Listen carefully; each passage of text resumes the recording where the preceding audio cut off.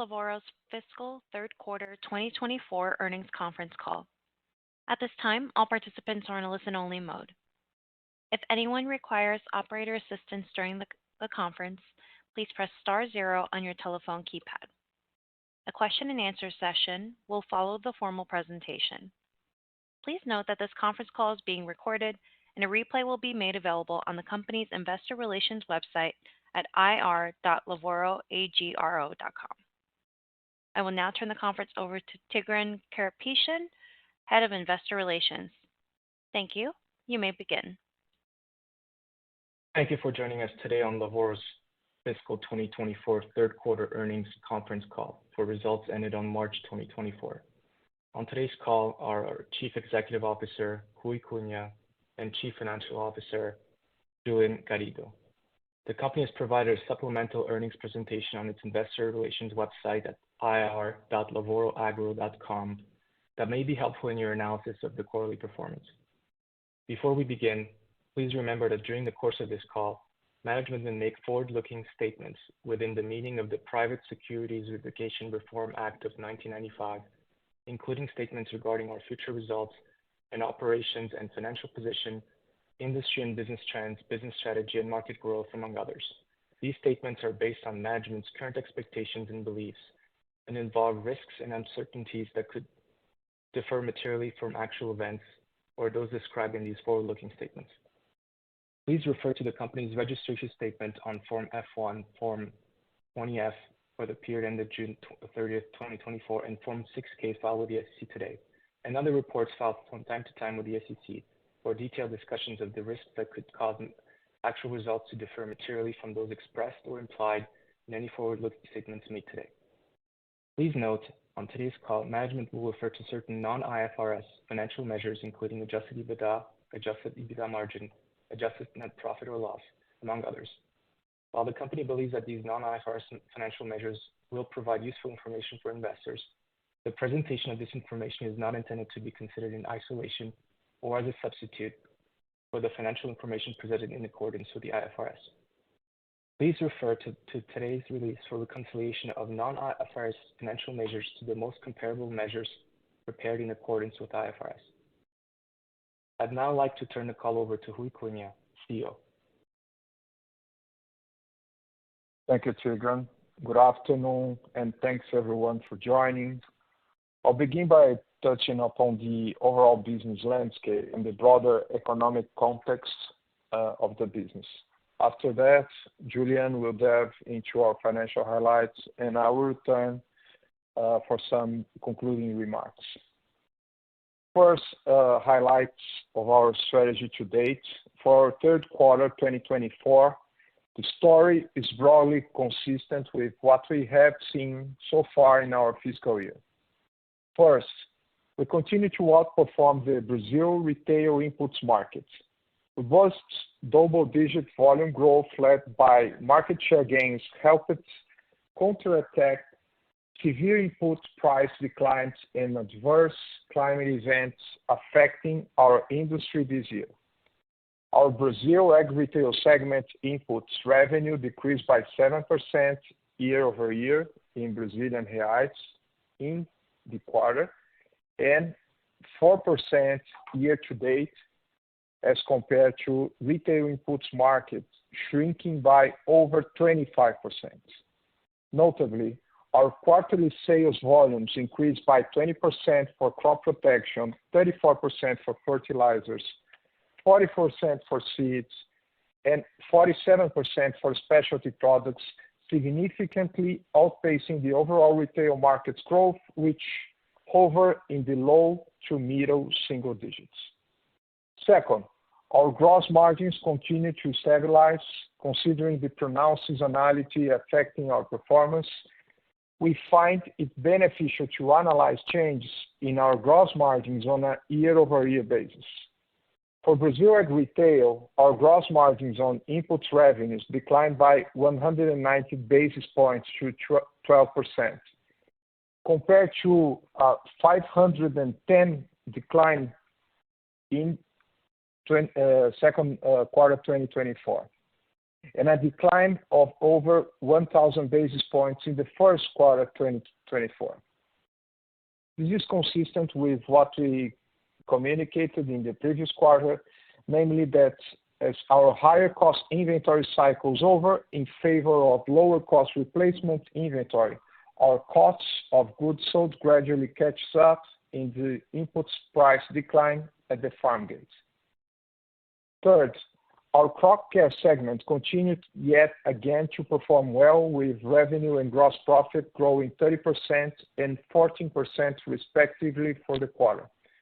Despite the challenging market conditions for premium specialty products, Agrobiológica, our biologicals business, was a strong contributor, with revenue increasing by 57%, driven in part by robust demand for our bioinsecticides products and strong commercial execution, as well as continued cross-selling synergies with our Brazil ag retail operations.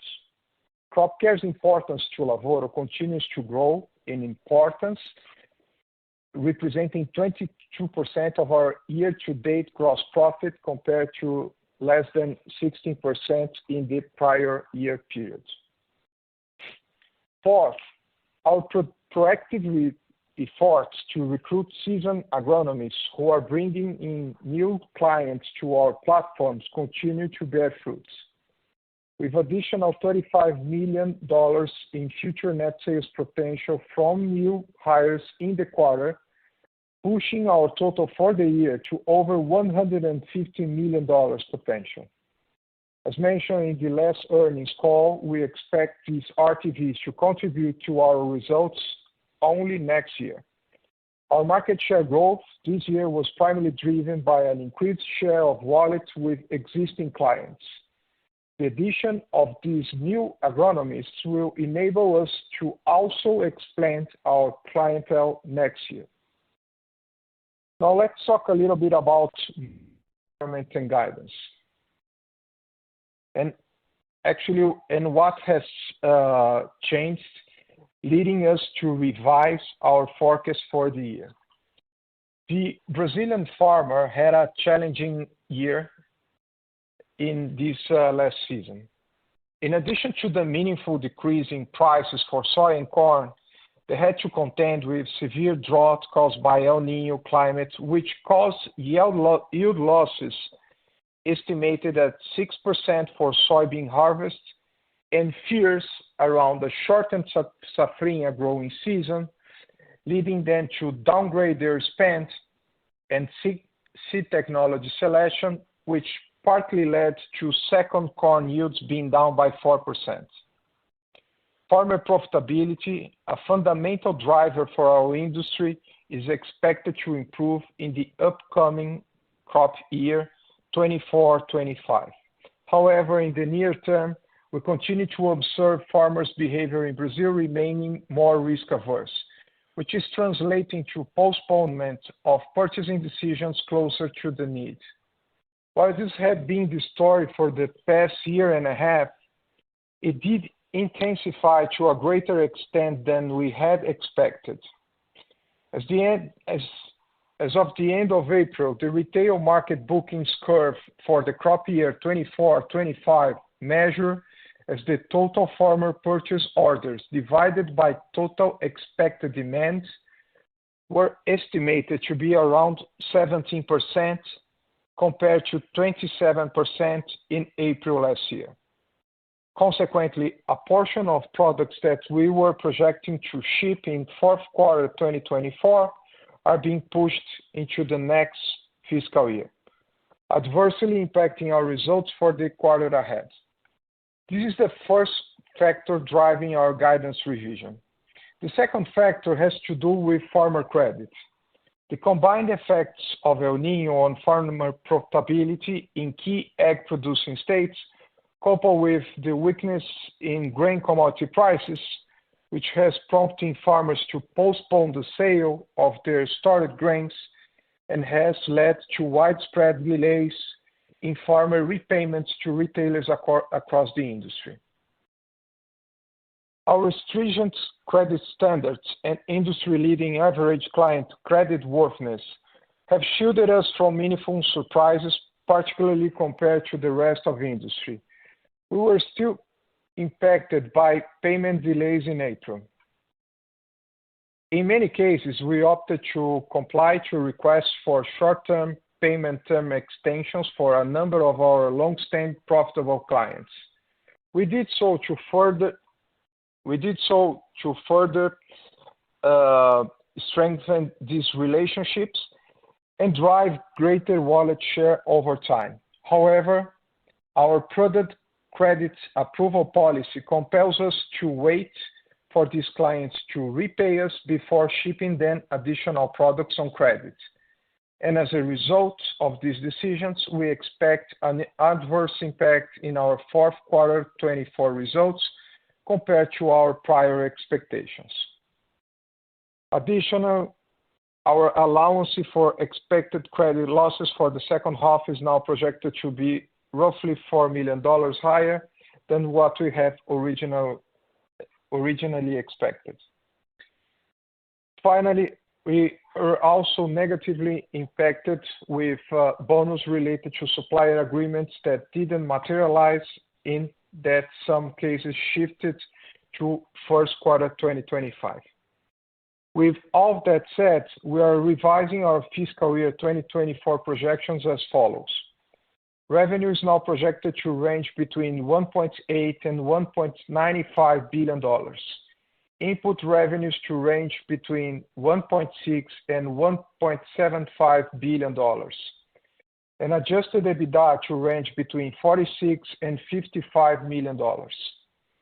In Brazilian reais, our revised guidance is for revenues of 8.9 billion to 9.7 billion. Input revenues between 7.9 and 8.7 billion. And adjusted EBITDA between 230 and 280 million reais. As told, the vast majority of revisions to our adjusted EBITDA projections have to do with the adverse revenue impact that now we expect for the fourth quarter to our Brazil Ag Retail segments that I previously detailed.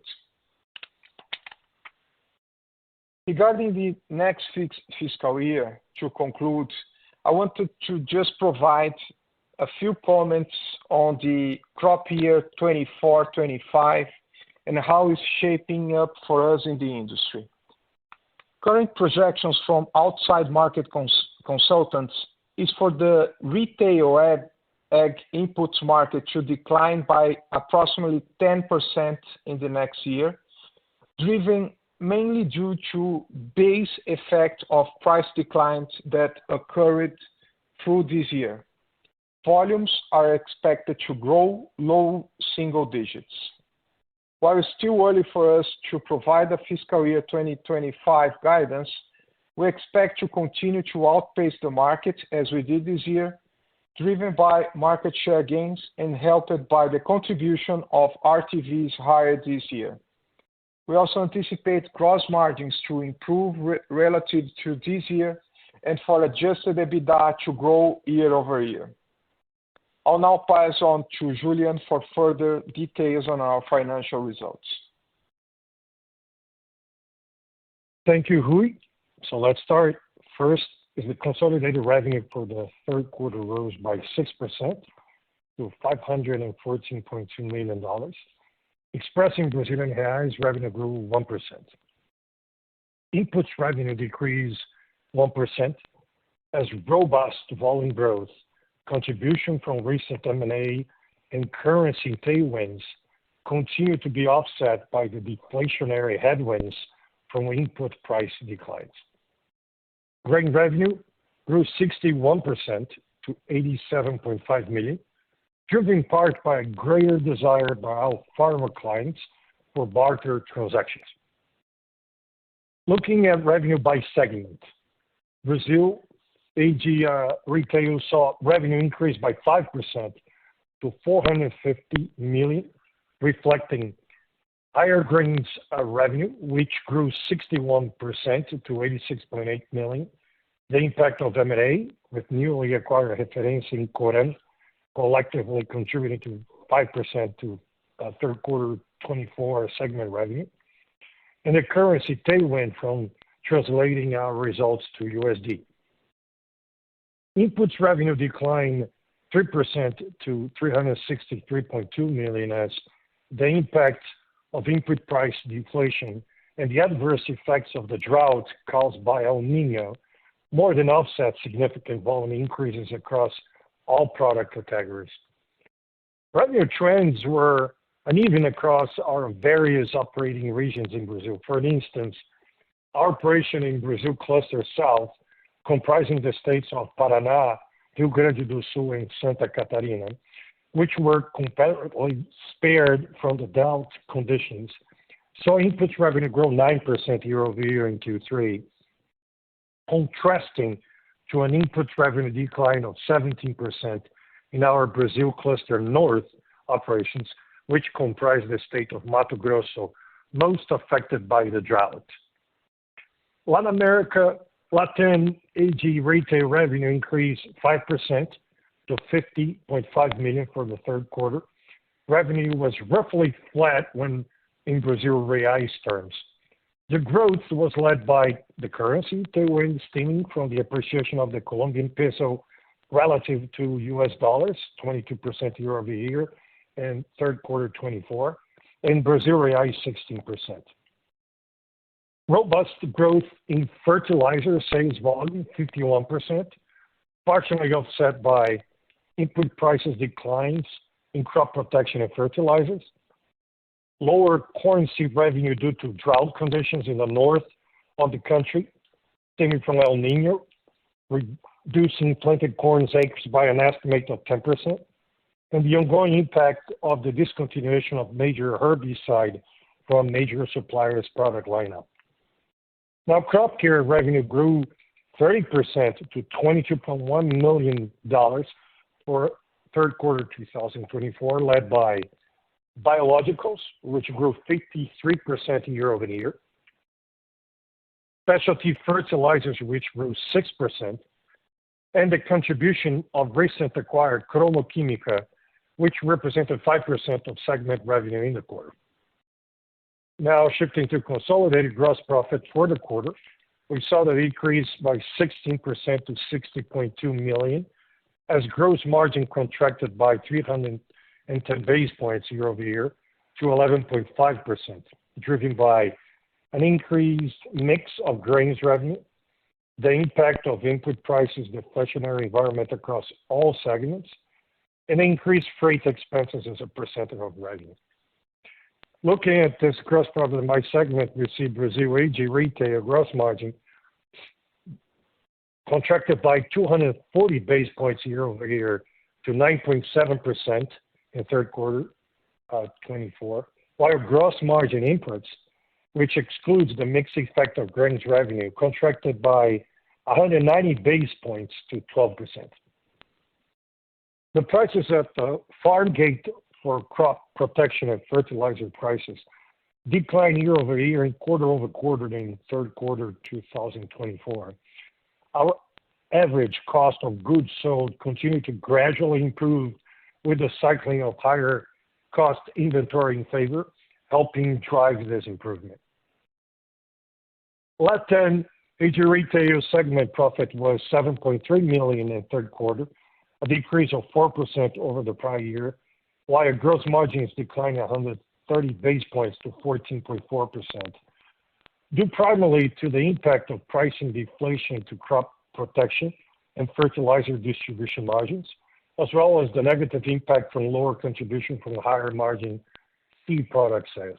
Crop care segment gross profit grew 14% year over year to $9.1 million in third quarter, while gross margin decreased by 550 basis points to 41.2%, as the benefit of a more favorable mix of higher margin biological as percentage of segment revenue was more than offset by three things: the margin contraction within biological, driven by tactical price reductions to stimulate sales volume, Second, negative product mix within Union Agro, as farmers continue to favor more affordable basic products in lieu of premium foliar fertilizers due in part by the El Nino-driven risk aversion of the safrinha crop.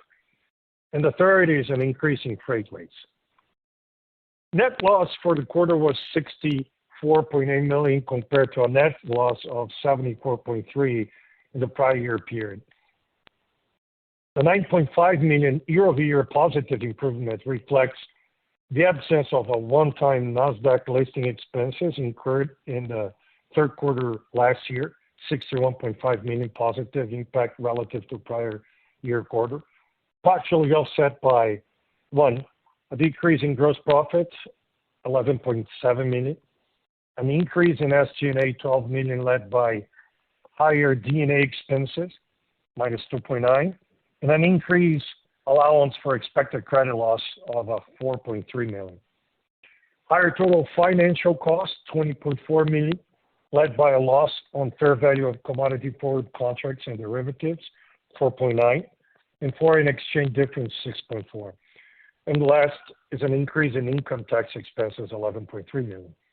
Adjusted EBITDA was $3.7 million in third quarter 24 compared to $24.8 million in the prior year, with adjusted EBITDA margin contracted 440 basis points to 0.7%, reflecting the gross margin pressure detailed above, along with a 150 basis points year-over-year increase in the SG&A excluding D&A as percentage of revenue.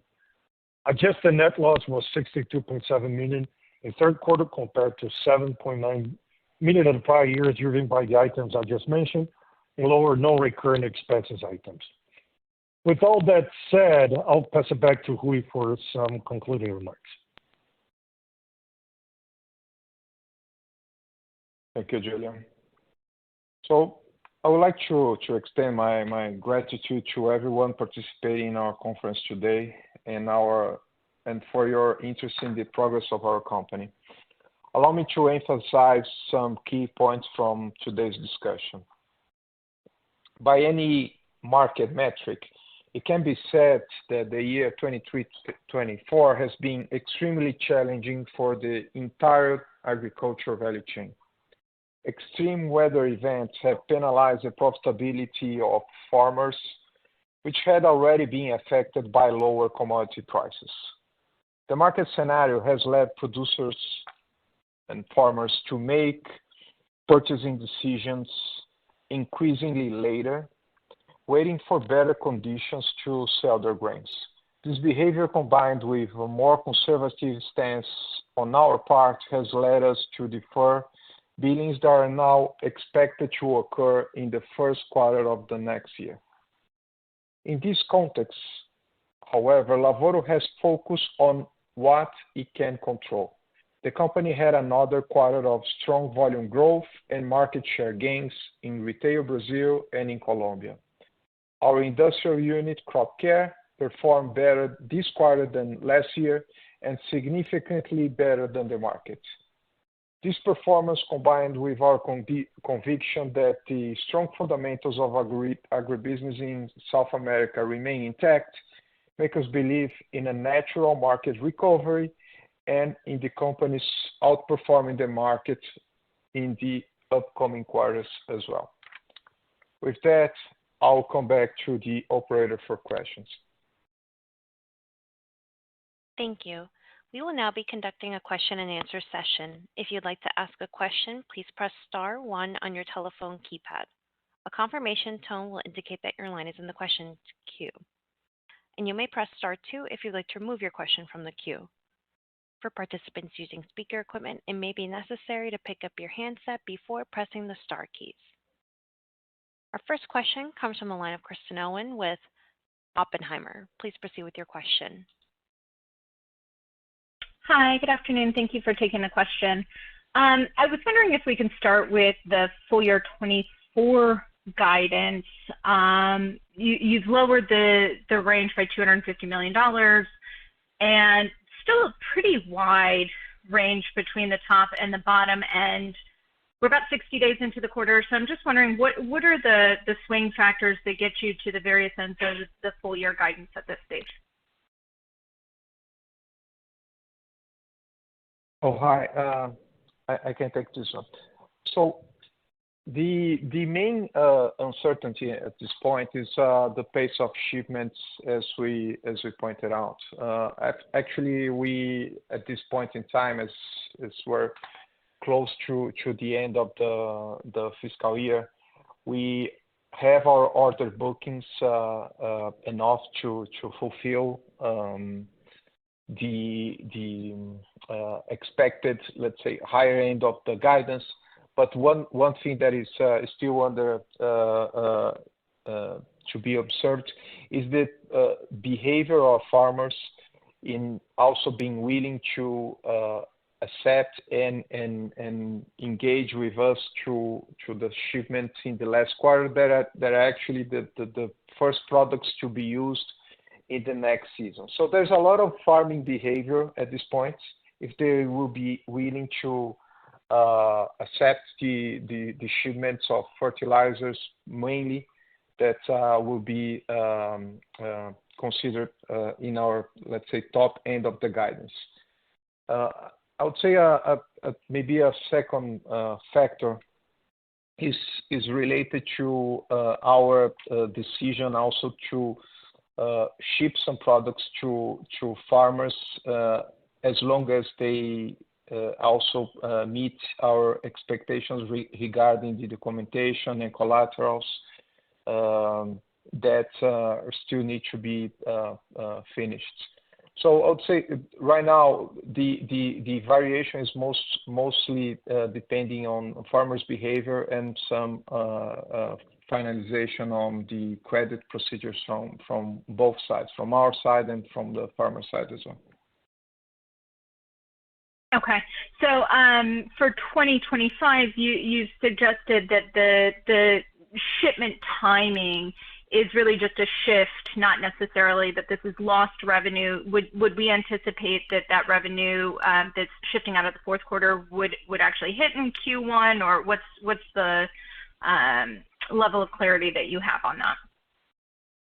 That's correct. So as long as so those are firm orders in our order bank right now, and we just need to feel comfortable with the whole procedure of documentation and collaterals for credit sales, and we need to align with farmers for the best timing for them to start receiving the product. So it's a matter of timing, and most likely will shift to the first quarter of 24-25. Okay, thank you very much. I'll take my follow-up questions offline. Thank you. Our next question comes from the line of Rahi Parikh with Barclays. Please proceed with your question. Great. Thank you. Thank you for the time. My main questions revolve around biologicals. Do you expect to contract pricing further to gain volumes going forward, or do you think it would be stable from here on out?